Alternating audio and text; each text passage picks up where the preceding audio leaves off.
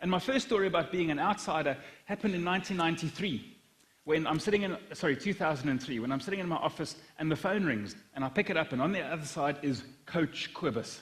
And Coach Quibus says to me, listen, Erik, I found your profile on the internet, and we see that you do motivational speaking and that you've played international sport.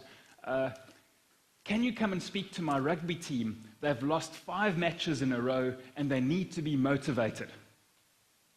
Remember I said everything these days is instant?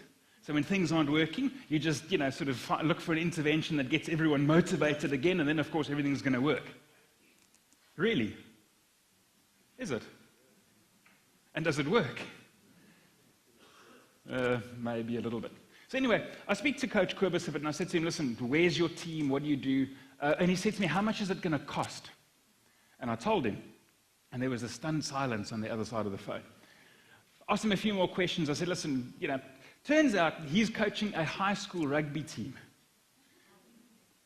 in a little town in Mpumalanga called Middelburg.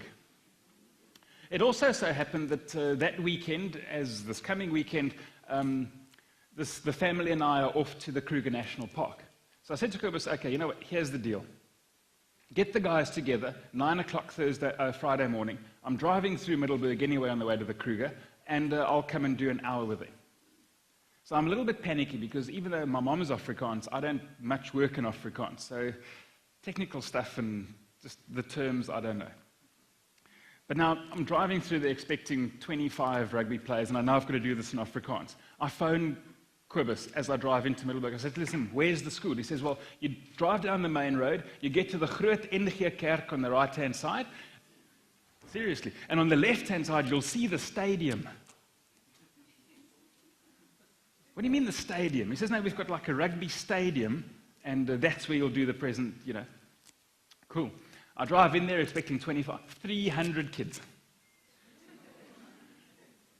And, yeah. So they said to me, what are you going to do? The first thing I do is I said to the guys, why? I said, no, who's the biggest, strongest guy in the team? So they all pointed to a guy sitting in the back row, probably in matric, and his name was Beers. I said to him, Beers, come down here.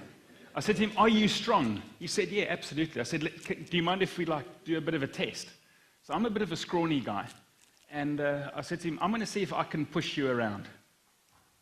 And Beers is about that tall, and he's got shoulders like this. And he says to me, there's no way. I said, well, can we try? In front of 300 kids. He says, no, go for it. I said to him, stand here, put out your arm, make a fist, and